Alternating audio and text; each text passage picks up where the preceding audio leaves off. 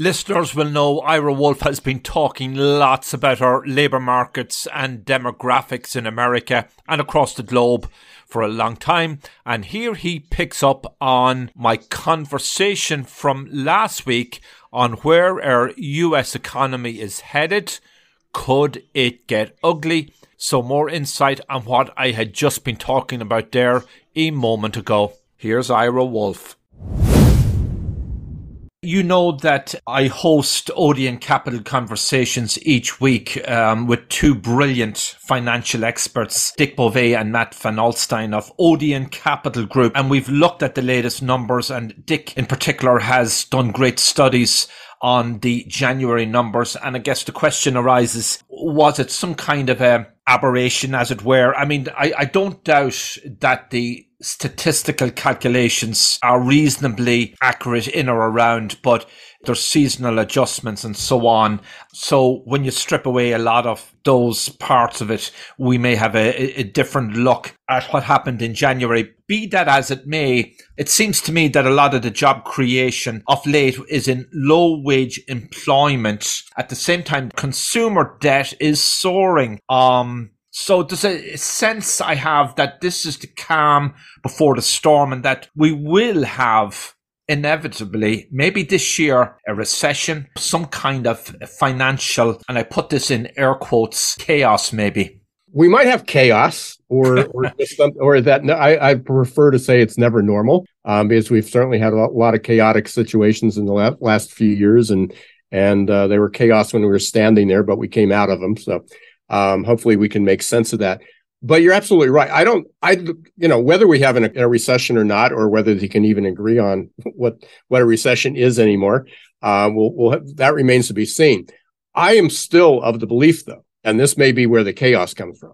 I am still of the belief that we will not see significantly higher unemployment. Now, the reality is it can go up 1%. Which is a lot, and that's going to affect a lot of people, millions and millions of people. It can go up 2%, which would be very significant, and that would take it to 5.4%. But at one time in our younger years, 5% was full employment.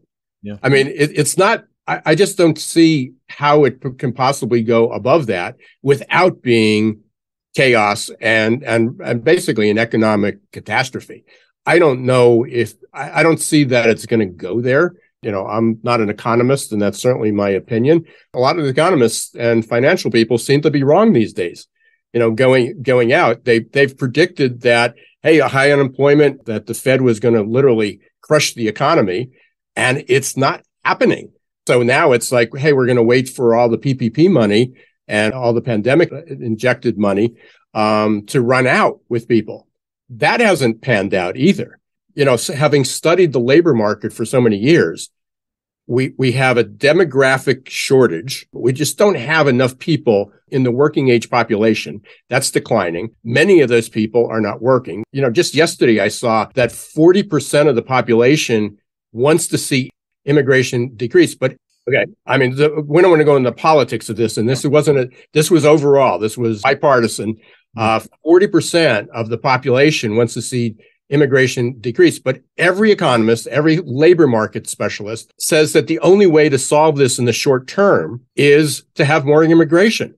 Yep. So it's an unpopular policy to be able to solve it. So our demographic numbers just do not support a labor market that requires more labor. Our population's almost doubled over the last 50 or 60 years.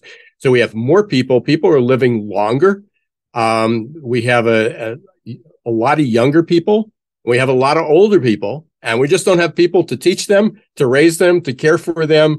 Then on the back end, to basically care for them, teach them, and support their travel and whatever other needs that they want to do. And then you're talking about changing, even something as saying, hey, let's raise the Social Security age so people don't retire at 62 and 65. Let's make it 75 or 70.